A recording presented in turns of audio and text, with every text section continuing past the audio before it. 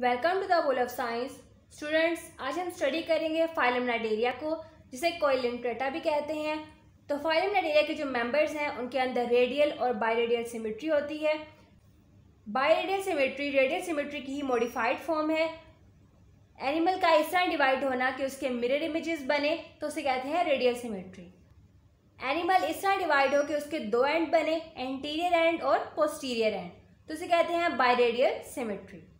Animal का वो and जिसके अंदर माउथ प्रेजेंट हो उसे कहते हैं ओरल एंड, और वो एंड जो कि ओरल एंड का ऑपोजिट एंड होता है उसे कहते हैं एबोरल एंड। रेडियल सिमेट्री में पूरी बॉडी के ऊपर सेंसरी रिसेप्टर्स जो हैं वो डिस्ट्रीब्यूटेड होते हैं, यानी फैले हुए होते हैं। नाइडेरिया के अंदर 9000 से भी ज़्यादा स्पीशीज़ जो हैं वो पाई जाती हैं, और ये सारी की सारी मेरीन होती हैं, यानी समुद्र में पाई जाती हैं। फाइलम नाइडेरिया के कुछ कैरेक्टरिस्टिक हैं जिनको हम देख लेते हैं। तो फर्स्ट ये कि रेडियल और बायरेडियल सिमेट्री होती है इनके अंदर, जैसे मैंने आपको यहाँ बता दिया। नेक्स्ट है इनके अंदर डिप्लोब्लास्टिक ऑर्गेनाइजेशन होती है, यानी इनकी बॉडी जो है वो सिंपलेस्ट टिश्यू से बनी होती है, जिसे टिश्यू लेवल ऑर्गेनाइजेशन भी कहते हैं। इसके अलावा इनकी एपिडर्मल एंड गैस्ट्रोडर्मल टिश्यूज़ के अंदर मेसोगिलिया लेयर पाई जाती है। अभी एपिडर्मल क्या है और गैस्ट्रोडर्मल टिश्यूज़ क्या है ये नेक्स्ट आपको वीडियो में मैं समझाऊंगी। नाइडेरिया के अंदर गैस्ट्रोवेस्कुलर कैविटी पाई जाती है। नाइडेरिया के अंदर नर्वस सिस्टम नर्व नेटवर्क की शक्ल में पाया जाता है। इनमें स्पेशलाइज्ड सेल्स जो हैं वो नाइडोसाइट्स होते हैं, और नाइडोसाइट यूज़ किए जाते हैं डिफेंस के लिए, फीडिंग के लिए और अटैचमेंट के लिए, यानी अपने आप को ये बचाने के लिए यूज़ करते हैं, खुराक को लेने के लिए यूज़ करते हैं, और अपनी बॉडी को किसी सबस्ट्रेट के साथ अटैच करने के लिए इस्तेमाल करते हैं। नाइडोसाइट भी आपको इस वीडियो में अच्छे से समझ आ जाएंगे। तो नेक्स्ट है हमारे पास नाइडेरिया की बॉडी वॉल एंड निमेटोसिस्ट। ये बहुत ही इंपॉर्टेंट टॉपिक है एग्जामिनेशन पॉइंट ऑफ व्यू से। तो पहले हम बॉडी वॉल को स्टडी करेंगे। तो नाइडेरियंस की जो बॉडी वॉल होती है वो डिप्लोब्लास्टिक होती है, यानी टिश्यूज़ की बनी होती है, और इसे हम कहते हैं टिश्यू लेवल ऑर्गेनाइजेशन इनमें पाई जाती है। तो सेम वही बात है कि सेल्स जो हैं वो टिश्यूज़ में ऑर्गेनाइज होते हैं नाइडेरिया के अंदर, और टिश्यूज़ जो हैं वो स्पेसिफिक फंक्शन रखते हैं इनकी बॉडी में। नाइडेरिया के तमाम सेल्स जो हैं बॉडी के वो दो एम्ब्रियोलॉजिकल लेयर से डिराइव होते हैं। तो दो मेन जो है इनके अंदर लेयर पाई जाती हैं, एक्टोडर्म एंड एंडोडर्म, तो जिनके दरमियान में एक मेसोगिलिया लेयर पाई जाती है। तो फर्स्ट है हमारे पास एक्टोडर्म। तो एक्टोडर्म जो है ये एम्ब्रियो की सबसे आउटर लेयर है, यानी बॉडी वॉल बनाती है ये, और इसे बाद में एपिडर्मिस कहते हैं। नेक्स्ट है हमारे पास एंडोडर्म। तो एंडोडर्म जो है वो गैस्ट्रोडर्मिस बनाती है, ये इनरमोस्ट लेयर होती है नाइडेरिया की बॉडी वॉल की। तो अब आपको पता चल गया कि एपिडर्मिस क्या है और गैस्ट्रोडर्मिस क्या है। अब मेसोगिलिया जो है वो एपिडर्मिस एंड गैस्ट्रोडर्मिस के दरमियान में लेयर पाई जाती है, और ये लेयर जो है वो एक जेली लाइक होती है जो कि एपिडर्मिस एंड गैस्ट्रोडर्मिस के दरमियान में मौजूद होती है। अब मेसोगिलिया की जो सेल्स हैं, यानी मिडल लेयर के जो सेल्स हैं, ये राइज कहाँ से होते हैं? या तो एपिडर्मिस से राइज होते हैं या फिर गैस्ट्रोडर्मिस लेयर से राइज होते हैं, और दरमियान में एक मेसोगिलिया लेयर बना देते हैं। तो ये है नाइडेरिया की बॉडी वॉल। नाइडेरिया में हम स्टडी करेंगे हाइड्रा को। तो हाइड्रा की बॉडी का एक स्मॉल सा पोर्शन आपको यहाँ बड़ा करके दिखाया गया है। तो हाइड्रा की सबसे आउटर मोस्ट लेयर है एपिडर्मिस, जिसको एक्टोडर्म भी कहते हैं, और सबसे इनर मोस्ट लेयर है गैस्ट्रोडर्मिस, जिसको एंडोडर्म भी कहते हैं।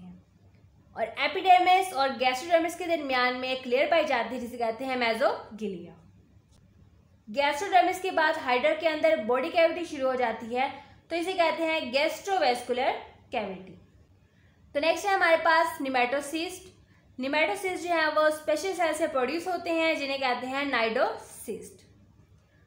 तो नाइडेरिया यानी हाइड्रा की जो सबसे आउटरमोस्ट लेयर होती है जिसे एपिडर्मिस कहते हैं, इस एपिडर्मिस में नाइडोसाइट सेल पाए जाते हैं जिनको निमेटोसिस्ट कहते हैं। अब नाइडोसाइट्स जो है ये एपिडर्मिस सेल्स या फिर गैस्ट्रोडर्मिस सेल्स में भी पाए जाते हैं। डिफरेंट स्पीशीज के अंदर डिफरेंट जो है इनकी प्रोडक्शन की जगह है। नाइडोसाइट जो है वो यूज होते हैं अटैचमेंट के लिए, डिफेंस के लिए और फीडिंग के लिए, जैसे आपको स्टार्टिंग में बताया। नाइडोसाइट में फ्लूइड फील्ड इंट्रासेलुलर कैप्सूल पाया जाता है जो कि बंद होता है एक क्वाइल और होलो ट्यूब से, यानी कैप्सूल के अंदर एक ट्यूब होती है जो कि कॉइल होती है और होलो होती है। नाइडोसाइड के ऊपर एक लिड होता है, यानी एक ओपनिंग होती है जो कि इस कैप्सूल को एक साइड से कवर करती है।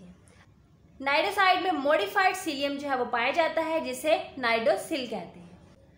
नाइडोसिल जो है वो स्टिमुलेट होता है, यानी रिस्पॉन्स शो करता है किसी प्रे के अकॉर्डिंग, और नाइडोसाइड का अपर्क्यूलम जो है ओपन हो जाता है।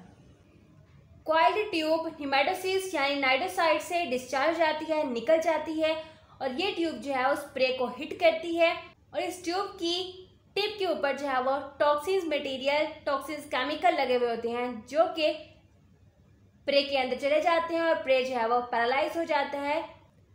30 किस्म की नेमेटोसिस्ट जो है वो पाई जाती हैं, जिनमें से 6 या उससे ज़्यादा जो है नेमेटोसिस्ट एक इंडिविजुअल के अंदर मौजूद हो सकती हैं, और जिनमें से कुछ जो हैं उनको हम स्टडी करेंगे। तो फर्स्ट है nematocyst with a long tube armed with a spine. ये नेमेटोसिस्ट जो है ये फूड गैदरिंग यानी फूड को इकट्ठा करने के लिए और डिफेंस बचाव के लिए इस्तेमाल होती हैं। इन नेमेटोसिस्ट की ट्यूब नेमेटोसिस्ट से डिस्चार्ज जाती है, निकल जाती है और प्रे के अंदर पेनिट्रेट हो जाती है। इन नेमेटोसिस्ट पे स्पाइन्स होते हैं, यानी कांटेनुमा स्केल्स होते हैं, जिनकी टिप जो है वो होलो होती है, अंदर से खाली होती है। ये स्पाइन्स लगे होते हैं ट्यूब के ऊपर। अब जैसे ये स्पाइन प्रे की बॉडी के अंदर इंजेक्ट करेंगे तो ये टॉक्सिन रिलीज करेंगे, जिससे प्रे जो है वो पैरालाइज हो जाएगा, यानी हरकत नहीं कर पाएगा। नेक्स्ट है नेमेटोसिस्ट विद अनआर्म्ड ट्यूब। तो ये ट्यूब जो है वो सबस्ट्रेट या फिर प्रे के इर्द गिर्द रैप हो जाती है, यानी लिपट लेती हैं, और फिर ये उस प्रे को अपना शिकार बना लेते हैं। नेक्स्ट है नेमेटोसिस्ट विद स्टिकी सिक्रीशंस। इनकी सिक्रीशंस एनिमल को किसी सबस्ट्रेट के साथ अटैच करने में हेल्प करती हैं। तो ये हमारे पास नेमेटोसिस्ट की डायग्राम। तो पहले हम इसको देख लेते हैं। ये है पैक्ड नेमेटोसिस्ट यानी अनडिस्चार्ज नेमेटोसिस्ट। अभी इसमें से ट्यूब जो है वो प्रे को नहीं लगी है, तो ट्यूब इसके अंदर ही पैक है, तो सबसे ये आउटर बाउंड्री से कहते हैं नेमेटोसिस्ट। नेमेटोसिस्ट जो है वो नाइडोसाइड सेल्स का बना हुआ होता है, तो ये एक सेल है, इसे कहते हैं नाइडोसाइड। नाइडोसाइड के अंदर एक कैप्सूल होता है, और उस कैप्सूल के अंदर ट्यूब जो है वो कॉइल होती है, और इस कैप्सूल के ऊपर एक कवरिंग होती है जिसे अपर्क्यूलम कहते हैं। अब जैसे ही कोई प्रे जो है इनके करीब आता है, तो नाइडोसाइड में मौजूद कैप्सूल से ट्यूब डिस्चार्ज हो जाती है, और ट्यूब की टिप के ऊपर जो है टॉक्सिन्स मटेरियल लगे हुए होते हैं। अब जैसे ये ट्यूब प्रे के अंदर पेनिट्रेट करती है, तो इस टॉक्सिन्स की वजह से प्रे पैरालाइज हो जाता है, फिर ये उस प्रे को इजीली कैप्चर कर लेते हैं। तो यहाँ पे ये है डिस्चार्ज नेमेटोसिस्ट, यानी अपर्क्यूलम जो है वो ऊपर से हट गया है और ट्यूब जो है वो डिस्चार्ज हो गई है। और जब ये उस प्रे को कैप्चर कर लेंगे और फूड के तौर पे उसे यूज कर लेंगे, तो देन वापस जो है ये ट्यूब कैप्सूल के अंदर पैक हो जाएगी, और फिर से ये अनडिस्चार्ज फॉर्म में आ जाएंगे, और फिर से कोई प्रे के करीब आएगा तो फिर से ये ट्यूब को डिस्चार्ज करेंगे, और इस तरह ये अपनी फूड जो है वो हासिल करते हैं। इसी तरह अगर कोई शिकारी इनके करीब आ जाए, तभी क्या करते हैं, ट्यूब को डिस्चार्ज करते हैं और उस शिकारी से छुटकारा हासिल कर लेते हैं। नेक्स्ट है हमारे पास अल्टरनेशन ऑफ जनरेशन। अब ये बॉटनी वाली अल्टरनेशन ऑफ जनरेशन बिल्कुल नहीं है, ये हम ज़ूलॉजी में पढ़ रहे हैं और नाइडेरियंस के अंदर पढ़ रहे हैं। तो इनके अंदर होता ये है कि एसेक्सुअल रिप्रोडक्शन से इनके अंदर बनता है पॉलिप, और सेक्सुअल रिप्रोडक्शन से इनके अंदर बनता है मेडूसा। तो पॉलिप और मेडूसा का अल्टरनेट आना, यानी बार बार इनके साइकिल में प्रोड्यूस होना, इसे कहते हैं alternation of generation in Cnidaria. Most cnidarians में 2 तरह की बॉडी फॉर्म्स होती हैं उनकी लाइफ हिस्ट्री में। तो फर्स्ट है पॉलिप और दूसरा है मेडूसा। तो इनको भी हम 1 बाय 1 स्टडी करते हैं। तो पॉलिप क्या है, ये ट्यूब लाइक जॉइड होते हैं जिसे पॉलिप कहते हैं। प्रोड्यूस कैसे होते हैं, ये एसेक्सुअली प्रोड्यूस होते हैं। सेसाइल होते हैं, यानी ये मूव नहीं करते और किसी भी सबस्ट्रेट के साथ अपने एबोरल एंड की वजह से अटैच हो जाते हैं। इनकी बॉडी जो है वो सिलेंड्रिकल होती है, तो इसे इन्हें कहते हैं कॉलम। इनके माउथ के इर्द गिर्द फूड गैदरिंग टेंटिकल्स होते हैं, यानी फूड को कैच करने वाले, फूड को पकड़ने वाले टेंटिकल्स होते हैं, जिनकी वजह से ये अपनी खुराक हासिल करते हैं, इकट्ठी करते हैं। तो ये हमारे पास पॉलिप की डायग्राम। तो पॉलिप जो है ये ट्यूब लाइक टेक्सचर का है, इसे हम कॉलम कहते हैं। सेंटर में है इसकी गैस्ट्रोवेस्कुलर कैविटी। मेसोगिलिया इसके अंदर जो है डिफाइंड नहीं है, इसलिए आपको यहाँ नज़र भी नहीं आ रहा। अपर साइड पे है इसका माउथ, और माउथ के इर्द गिर्द जो है ये टेंटिकल्स मौजूद होते हैं। नेक्स्ट है हमारे पास मेडूसा। तो मेडूसा जो है अम्ब्रेला लाइक ज़ोइड होते हैं, इसे हम इसको मेडूसा कहते हैं। मेडूसा जो है वो डायशियस होते हैं और फ्री स्विमिंग होते हैं, यानी मेल एंड फीमेल मेडूसा अलग अलग होते हैं और ये मूव करते हैं, पानी के अंदर स्विम करते हैं। इनकी शेप जो है इन्वर्टेड बाउल जैसी होती है, यानी अगर किसी भी बाउल को हम उल्टा कर दें तो इनकी शेप वैसी ही नज़र आती है। इनके टेंटिकल्स जो हैं वो ज़मीन की तरफ हैंग होते हैं, यानी लटके हुए होते हैं। माउथ ओपनिंग जो है वो लोअर साइड पे प्रेजेंट होती है। मेडूसा जो है वो पल्सेशन की तरह स्विम करता है, यानी सुगड़ता है और फैलता है। बिल्कुल जैसे जेलीफिश मूव करती है वैसे ही इसकी मूवमेंट होती है, कभी ये सुगड़ते हैं कभी ये फैलते हैं। मेसोगिलिया मेडूसा के अंदर मोर अबेंडेंट होती है, यानी बहुत थिक होती है, वाज़ेह होती है देन पॉलिप, जिसकी वजह से मेडूसा की अपीयरेंस जो है वो जेली लाइक होती है, जैसे जेलीफिश होती है वैसी इसकी शक्ल मिलती जुलती है। तो ये हमारे पास मेडूसा।